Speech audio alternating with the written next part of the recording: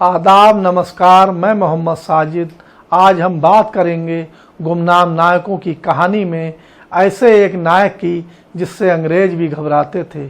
उस वक्त ब्रिटिश हुकूमत धीरे धीरे देश में कब्जे कर रही थी, मगर उनकी हिम्मत पंजाब तक पहुंचने की नहीं हो रही थी, क्योंकि वहाँ महाराजा रणजीत सिंह जैसी शख्सियत मौजूद थी, जो सिर्फ एक बादशाह नहीं बल्कि इंसानियत के रहबर थे। जी हाँ, हम बात कर रहे हैं पंजाब के शेर महाराजा रणजीत सिंह की, जिनकी कहानी इतिहास के पन्नों में कहीं दब गई, मगर उनके काम आज भी हर दिल में रोशनी बनकर जल रहे हैं। रणजीत सिंह ने हरमिंदर साहिब यानी स्वर्ण मंदिर का जो कायाकल्प पलट किया, वो आज भी मिसाल है।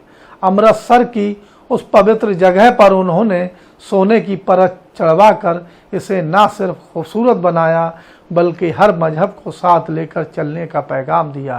किताब ए हिस्टोरी ऑफ द सिक्स में भी लिखा है कि उनका इरादा था हर आदमी को बराबरी का हक मिले। 27 जून 1839 को लाहौर में उनका इंतकाल निधन हुआ, लेकिन वो सिर्फ एक बादशाह नहीं थे। उनके जाने के बाद सिख साम्राज्य में बिखराव आ गया और 1849 में ब्रिटिश हुकूमत ने कब्जा कर लिया, मगर उनके नेक काम आज भी इंसानों को जोड़ने की मिसाल हैं।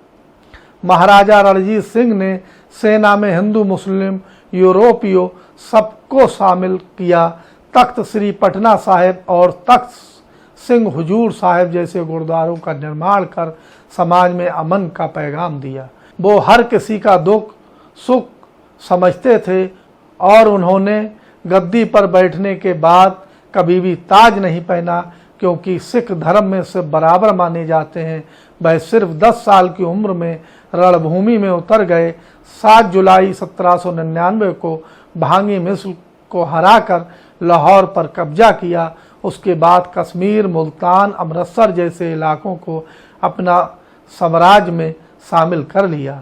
उनकी सेना में हरि सिंह नलवा जैसे सूरवीर शामिल थे। ए हिस्टोरी ऑफ द सिक्स बताती है कि वो सिर्फ तलवार के उस्ताद नहीं, बल्कि शांति और इंसाफ के रखवाले भी थे।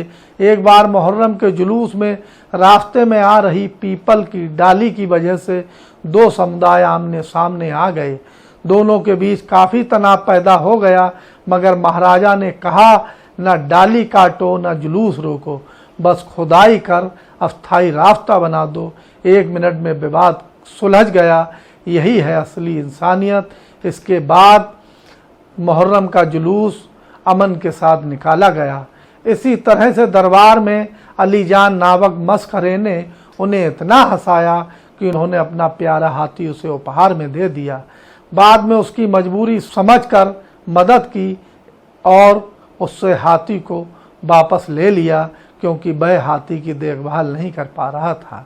एक बार एक बूढ़ी औरत ने जुलूस में बर्तन रगड़ते हुए उन्हें पारस समझ लिया और पहला उन्होंने डांटा, फिर धन देकर उस बूढ़ी औरत को विदा किया।